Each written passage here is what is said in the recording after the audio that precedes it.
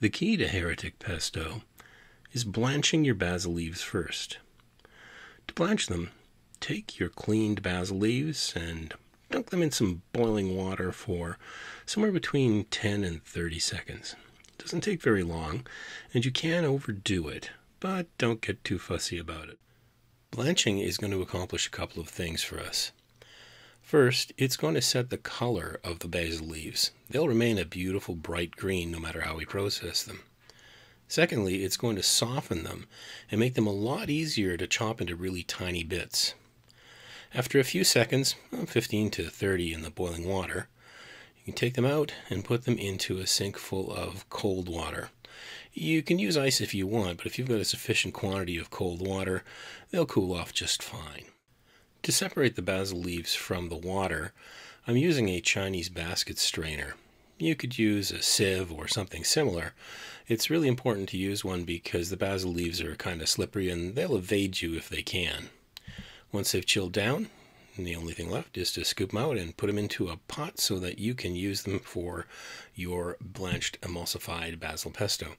I'm not draining them well here. I actually want quite a lot of the water to come along with them, and you'll see when we go to the part where we get to the emulsifying, they may require a little more water in order to form a smooth puree right before the actual emulsification process.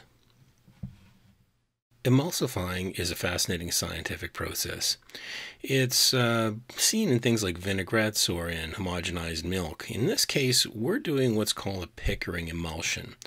That's when the cellulose in the plant matter here will be the agent that allows an interface layer to come between the water in the plant material and the added water, which you just saw me put a little dribble in, and I'll probably put in a dribble more here, and the oils and fats that are going to come from the olive oil and from the cheese and the nuts that are going to go in here. So those all get dispersed very evenly, and that allows for the interface between all the ingredients to remain smooth and have a really nice texture for the eventual sauce. And you can see here how it's smoothing, and I dump in a bunch of my almonds. I don't like pine nuts. It's just me. So it's yet another reason for people from Liguria or of Italian descent to despise me, because this is simply not actual pesto, because I'm not using a mortar and pestle, and because I'm being very evil and not using pine nuts. I am using extremely high quality Parmesan Reggiano cheese because that's necessary for really great flavor. There goes in a few glugs of olive oil, and you can see I'm still running the blender at high speed at this point. The sound is cut off because it's just not a really happy sound, a blender running full out.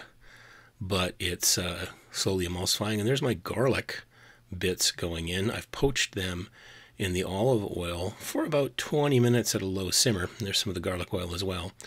The harshness of raw garlic in pesto can sometimes be appropriate, but this sauce is a bit more delicate, and I don't like the flavor of raw garlic in it. So I cook them and use lots. That's essential.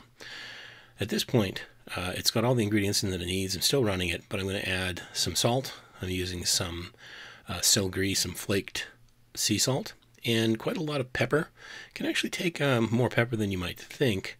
I'll probably put in about 3/4 of a tablespoon of freshly ground pepper into this particular mixture, and a healthy dose of salt.